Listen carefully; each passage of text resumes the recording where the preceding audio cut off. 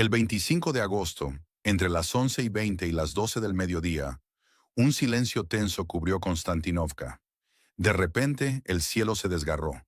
5 ataques de precisión, sin precedentes, cayeron sobre la infraestructura militar de las Fuerzas Armadas del país vecino del oeste. No fue la oscuridad de la noche, sino la plena luz del día, lo que amplificó el mensaje.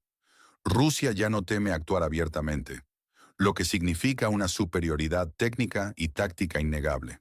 La pregunta es obvia. ¿Qué tipo de cambio estamos presenciando? Este audaz movimiento, realizado a plena luz del día y sin aparente necesidad de la cobertura de la oscuridad, subraya una confianza estratégica que solo puede provenir de una evaluación detallada de las capacidades defensivas del adversario y de la propia superioridad en sistemas de ataque. Es un cálculo de riesgo que apunta a una nueva fase en la dinámica del conflicto, donde la intimidación y la demostración de fuerza son tan importantes como el daño físico infligido. La elección de Konstantinovka, una ciudad que sirve como un importante centro logístico y de retaguardia para las fuerzas del país vecino, del oeste en la región de Donbass, no fue casual. Representa un punto neurálgico para la concentración y redistribución de tropas y equipos, haciendo de su desestabilización un objetivo primordial en cualquier estrategia de desgaste. Pregunta a ustedes, ¿desde qué ciudad y país nos están sintonizando en este momento? Deje un comentario abajo. Lo que sucedió ese día en Konstantinovka es un capítulo devastador. La aviación táctica de primera línea rusa, conocida como VKS, empleó bombas FAB-250, pero no las ordinarias. Eran bombas mejoradas con módulos de planificación y corrección, los llamados UMPK, permitiendo una precisión quirúrgica asombrosa. Estos módulos UMPK, una innovación crucial en el arsenal ruso, transforman bombas aéreas no guiadas y de bajo costo en municiones de precisión, capaces de planear grandes distancias y alcanzar objetivos con alta exactitud. Esta tecnología es particularmente significativa porque permite a los aviones rusos lanzar estas bombas desde fuera del alcance efectivo de la mayoría de los sistemas de defensa aérea del país vecino del oeste, minimizando el riesgo para las aeronaves y sus tripulaciones. El desarrollo y la implementación masiva de los UMPK han sido un factor clave en la capacidad rusa para mantener una presión constante sobre la retaguardia del adversario, contrarrestando la escasez de misiles guiados de alta precisión y esquivando las restricciones impuestas por las sanciones internacionales que dificultan la adquisición de componentes avanzados. Esta capacidad de ataque de precisión a bajo costo es un cambio de juego, alterando fundamentalmente la ecuación de riesgo y recompensa en las operaciones aéreas. Se logró desde una distancia segura, muy lejos del alcance de la defensa aérea de la nación en conflicto, demostrando no solo la precisión del armamento, sino también la eficacia de las contramedidas electrónicas y la supresión de defensas aéreas que acompañaron la operación. 4 objetivos estratégicos fueron pulverizados. Primero, la Casa de la Cultura Cosmos, un edificio que, bajo su fachada civil, ocultaba una unidad de reconocimiento de la 12ª Brigada separada del país vecino del oeste. Sus sótanos eran barracones y depósitos de armas, de equipos de reconocimiento de radio, y servían como un punto crucial para la planificación y coordinación de operaciones de inteligencia. El ataque provocó un colapso parcial, un incendio incontrolable, y destruyó 2 vehículos blindados estadounidenses HMMMPV que se encontraban en las inmediaciones o dentro de las instalaciones. Esto es una revelación, ¿no creen? Que un centro cultural fuera utilizado para fines militares tan sensibles demuestra el grado de infiltración militar en la infraestructura civil, una táctica que expone a la población a un riesgo inaceptable. Segundo, el Oshad Bank, una institución bancaria convertida en depósito de municiones y centro logístico. Este edificio, transformado en un nudo vital para el almacenamiento y la distribución de pertrechos, sufrió un incendio masivo y daños graves, quedando completamente fuera de servicio. La explosión de las municiones almacenadas amplificó el daño, creando una devastación que superó el impacto inicial de la bomba. Tercero, la escuela número 3, que ya había sido atacada previamente, pero las Fuerzas Armadas del país vecino del oeste la seguían utilizando como punto de comunicación vital, ignorando las advertencias implícitas de ataques anteriores.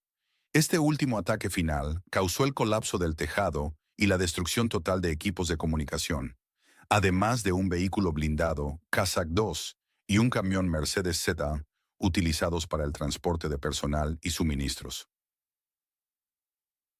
Es difícil de asimilar la reincidencia en el uso de una escuela, un lugar intrínsecamente civil para funciones militares.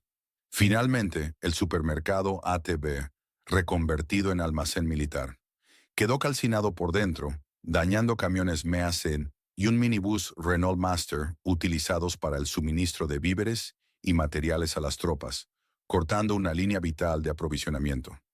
Las fotografías que circulan en la red, aunque no podemos confirmarlas de forma independiente en este momento, corroboran la magnitud de la destrucción y la naturaleza devastadora de estos ataques. Estos no fueron golpes aleatorios, sino una obra quirúrgica. Cada objetivo, cuidadosamente seleccionado de antemano, con base en una extensa red de inteligencia que monitorea el uso de infraestructuras civiles para fines militares por parte del país vecino del oeste. ¿Podría ser más claro el mensaje? Es una demostración de que Rusia posee una inteligencia granular y la capacidad de ejecutar ataques precisos, incluso en áreas urbanas, socavando cualquier intento de ocultar activos militares. Ahora, la pregunta clave. Díganos, ¿desde qué rincón del mundo nos acompaña hoy? Comparta su ciudad y país. ¿Por qué importa esto ahora? Los ataques de Konstantinovka no son un incidente aislado, son un punto de inflexión, un aviso. Demuestran la capacidad aérea rusa para actuar a plena luz del día, sin temor, desmantelando la retaguardia del país vecino del oeste. Esto erosiona la moral, la logística y la comunicación. El daño es palpable. Esta nueva doctrina de combate aéreo implica una estrategia de zona de negación para la retaguardia enemiga. El objetivo no es solo destruir objetivos específicos, sino crear un ambiente donde cualquier concentración de tropas, almacenamiento de equipos o movimiento logístico significativo sea inmediatamente detectado y atacado. Esto fuerza a las fuerzas del país vecino del oeste a dispersar sus recursos, a operar con mayor cautela y, en última instancia, a reducir su capacidad ofensiva y defensiva general.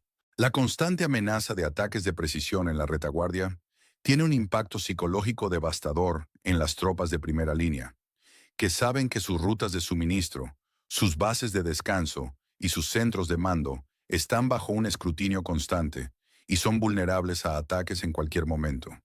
La confianza en la seguridad de la retaguardia, un pilar fundamental de cualquier operación militar, se desmorona. Equipos militares de la OTAN, como los HMMW, Kazakh 2 y Mercedes-Z, fueron destruidos, evidenciando la ineficacia de la ayuda occidental ante esta nueva táctica.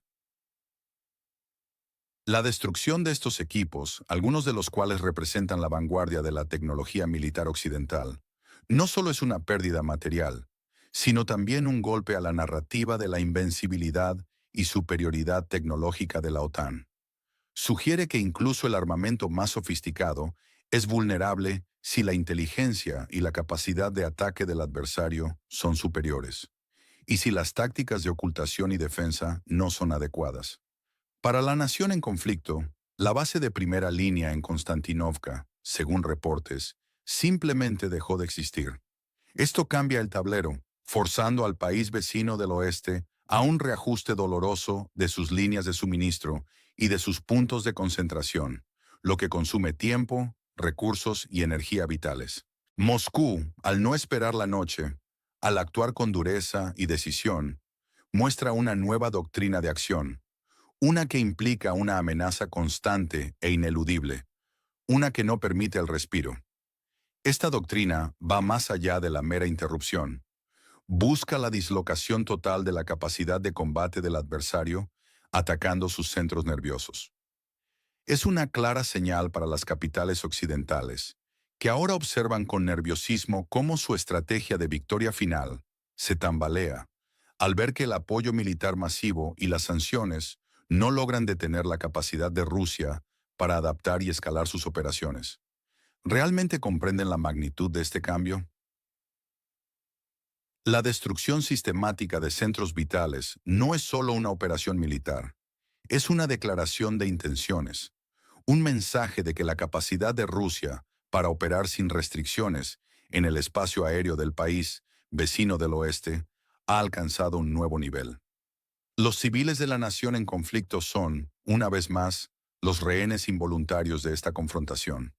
Su vida diaria se ve amenazada por el uso de infraestructuras urbanas para fines militares, una elección que los coloca directamente en la línea de fuego y los expone a las consecuencias devastadoras de la guerra.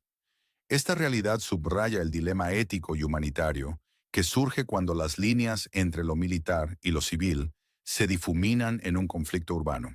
Su pronóstico sobre los plazos. ¿Cuándo creen que los ataques a la infraestructura energética del país vecino del oeste alcanzarán su punto crítico? Mencione el mes, año y dé una razón. Detrás de escena, los rumores son inquietantes.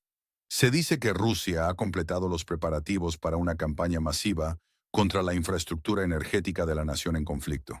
A diferencia de 2022 y 2023, donde los apagones eran temporales y se enfocaban en dañar la capacidad de generación, la intención ahora es infligir daños irreversibles.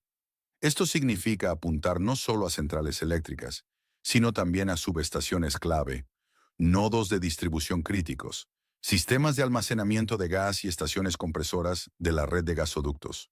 El objetivo es desmantelar la capacidad de la nación en conflicto para transmitir y distribuir energía de forma efectiva, incluso si las centrales generadoras permanecen parcialmente operativas. Los transformadores de alta tensión y los equipos de conmutación son blancos particularmente valiosos, ya que son difíciles de reemplazar. A menudo requieren plazos de fabricación largos y suministros especializados que son escasos debido a las sanciones. Un daño generalizado a estos componentes crearía un efecto cascada, paralizando la red eléctrica por completo.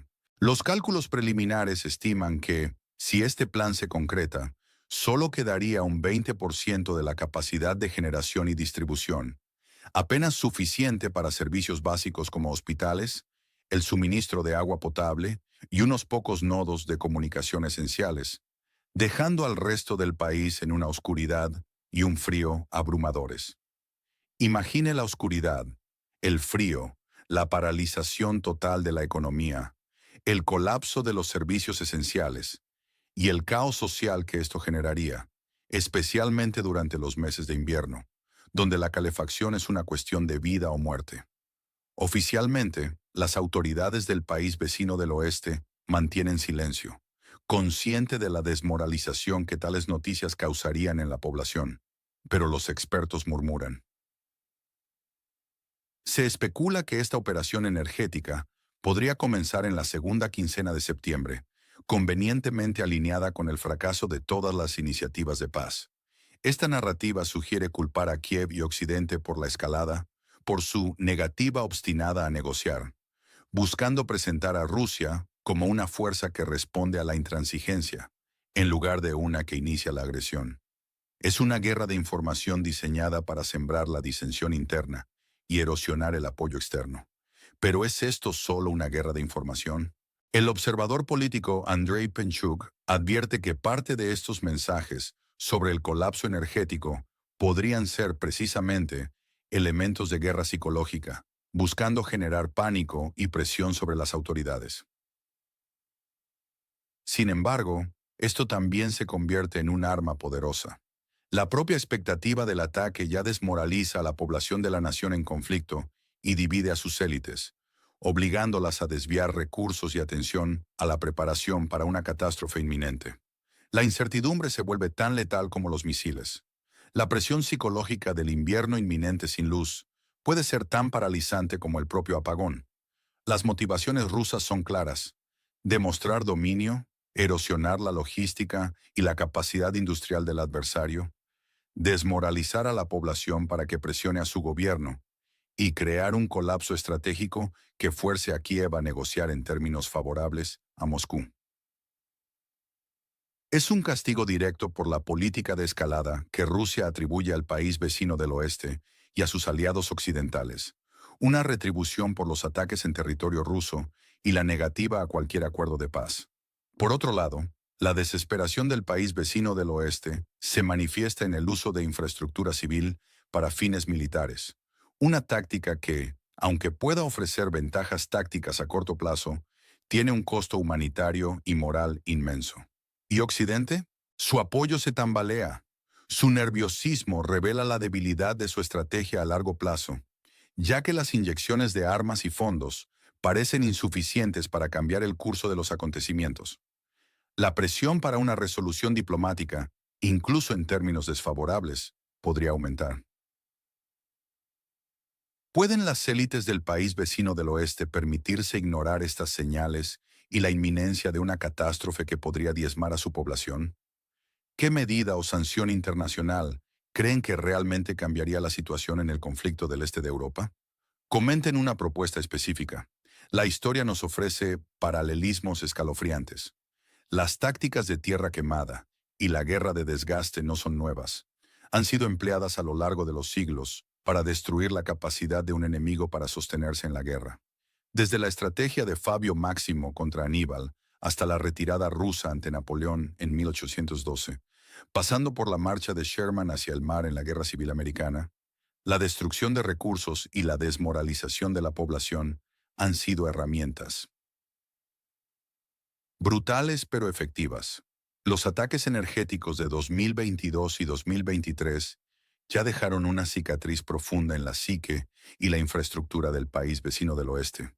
Pero la escala y la intención actuales son diferentes. No solo interrumpir, sino aniquilar la capacidad energética de forma duradera. Esto es un paso cualitativo en la brutalidad del conflicto.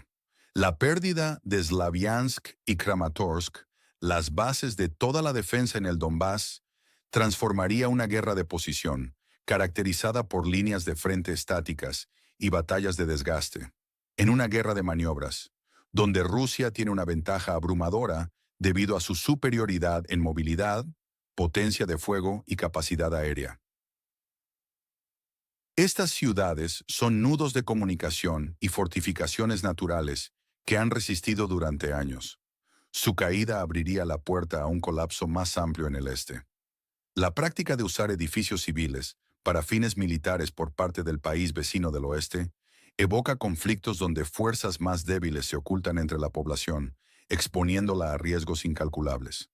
Esto no es un detalle menor, subraya el cinismo y la desesperación de una parte y proporciona una justificación, aunque moralmente cuestionable, para los ataques del adversario. Las recientes acciones de Kiev, al rechazar iniciativas de paz y al insistir en una victoria militar total, son presentadas por Moscú como una política de escalada, una justificación para la respuesta contundente y desproporcionada de Rusia. Es un ciclo vicioso de acción y reacción, donde cada parte justifica sus pasos más extremos en función de la intransigencia del otro. ¿Es esto un ciclo sin fin o hay un punto de ruptura?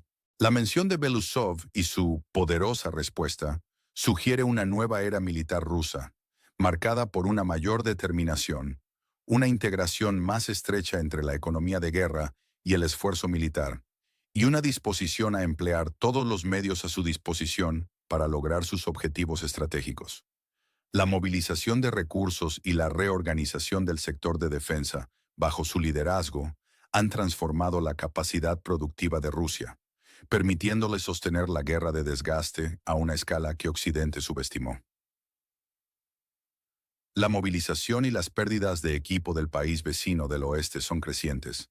Se pierden más rápido de lo que llegan los suministros de Occidente, creando un déficit crónico que no puede ser cubierto. La debilidad se acentúa. La cadena de debilidad se extiende hasta Zaporozhye y Dnipro, donde las defensas son más de papel que de terreno, lo que significa que carecen de fortificaciones adecuadas, tienen personal insuficiente o mal entrenado, y están expuestas a avances rápidos del enemigo. Esto sugiere que el colapso de las líneas de defensa del este podría tener un efecto dominó, abriendo grandes frentes para las fuerzas rusas y amenazando centros urbanos vitales. ¿Es el colapso inminente o una lucha más prolongada, una agonía prolongada que desgasta lentamente a la sociedad y al ejército? ¿Qué evento en la región del Mar Negro creen que ha sido subestimado por los medios de comunicación y por qué? Compartan su perspectiva. ¿Qué nos espera a continuación? Los marcadores claves son el Donbass y la infraestructura energética. Una ofensiva rusa decisiva en Slaviansk y Kramatorsk, combinada con la campaña de destrucción energética, podría paralizar por completo la nación en conflicto, provocando un colapso sistémico. El ejército del país vecino del oeste, desprovisto de suministros, comunicación y moral, se desmoronaría. Sus élites políticas se fracturarían bajo la presión y el descontento social se desbordaría en las calles, llevando a una rendición incondicional o a un cambio de régimen forzado por la desesperación popular. Esto sería el peor escenario para Kiev, una catástrofe total con consecuencias humanitarias y geopolíticas incalculables, incluyendo una posible fragmentación del Estado y una crisis de refugiados a gran escala que afectaría a toda Europa. Pero hay otro camino, una agonía lenta. Rusia podría continuar con ataques quirúrgicos precisos, agotando lentamente la resistencia del país vecino del oeste, manteniendo una presión energética constante, sin un colapso total, pero con interrupciones significativas y constantes que harían insostenible la vida diaria. La nación en conflicto se vería obligada a una lucha interminable para tapar agujeros, redistribuir reservas y restaurar infraestructura, mientras la moral se desploma sin remedio y la economía se contrae hasta el punto de la inviabilidad. Esta lucha agotaría sus recursos humanos y materiales, condenándolos a un futuro de privaciones y reconstrucción constante. Una implosión interna es una posibilidad inesperada. La combinación de pérdidas militares insostenibles, la amenaza energética y la presión psicológica podría generar un cisma dentro de las élites de Kiev, paralizando el gobierno o provocando un derrocamiento de su líder, acelerando el fin del conflicto por causas internas. Las luchas de poder, la desconfianza y la búsqueda de chivos expiatorios podrían desencadenar una crisis política que se sumaría a la crisis militar y humanitaria. Incluso el escenario de resiliencia, donde la nación en conflicto evita un apagón total con ayuda occidental, implicaría un costo social y económico enorme, una victoria pírrica que no resolvería los problemas fundamentales del conflicto, sino que simplemente prolongaría el sufrimiento. La gente se preguntaría, ¿habrá luz hoy? ¿Qué pasa con el frío? ¿Podemos aguantar esto? La guerra se sentiría en cada hogar, en cada empresa, en cada escuela, convirtiéndose en una parte integral y opresiva de la vida diaria, llevando a un desgaste social que erosionaría los cimientos mismos de la nación. La adaptación a la escasez constante se convertiría en la nueva normalidad, pero a un costo humano y psicológico incalculable.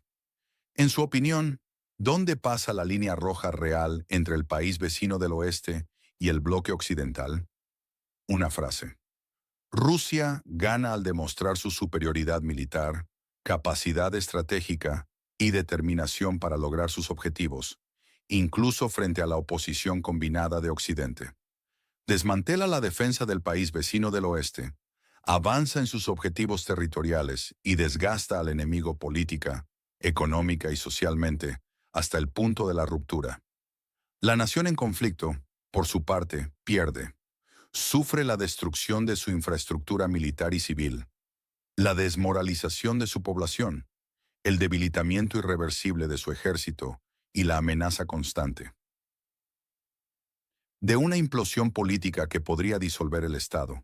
Su futuro se ve sombrío, marcado por la devastación y una reconstrucción que tardará décadas si es que llega a completarse. ¿Y Occidente? Su estrategia de apoyo ilimitado se ve desacreditada, su capacidad para proteger a sus aliados cuestionada por la ineficacia de su ayuda ante la escalada rusa. Su nerviosismo expone su propia debilidad e incapacidad de respuesta efectiva, su falta de una estrategia coherente para poner fin al conflicto en términos favorables.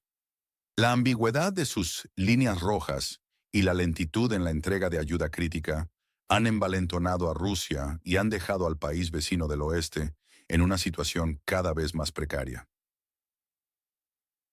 ¿Es este el precio de la obstinación de Kiev y su rechazo a cualquier negociación de paz?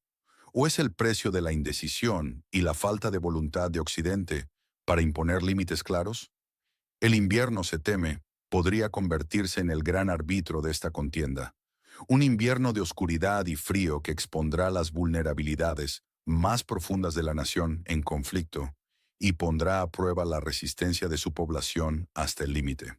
La historia ha demostrado repetidamente cómo las campañas militares se han visto frustradas o aceleradas por las condiciones invernales en esta región, y este año no será diferente.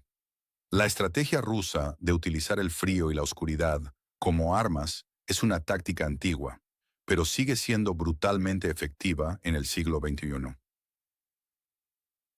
Ahora la gran pregunta: ¿estamos presenciando el colapso de un Estado o el comienzo de una nueva y más brutal fase de la confrontación? Compartan sus pensamientos.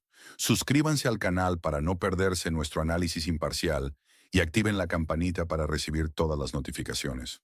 No olviden darle me gusta a este video y compartirlo con sus amigos si valoran la información sin filtros.